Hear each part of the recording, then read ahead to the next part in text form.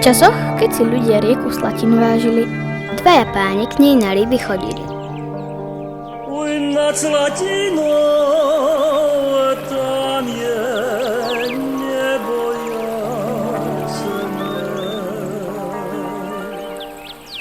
Keďže divoká rieka obživu prinášala, rybárom sa myšlienka dedinku postaviť zapáčila. Dedinku, dobre.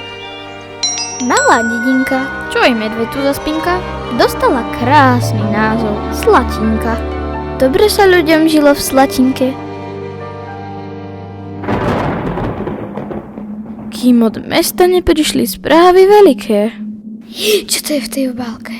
Keďže Slatinka nevie plávať na drevenom súde, Hneď a zaraz potopená bude.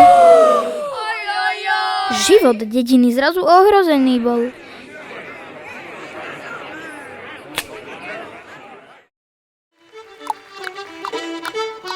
Až kým jeleň so zlatými parohami nepribehol. Svojou silou živel vody zahnal a múdreho šamana zavolal. Šaman zaklial rieku divú a odobral jej moc živú. aby dedina zachránená bola, Sila rieky prevtelená bola. Život vody do jelenia vložil a ten naveky ožil.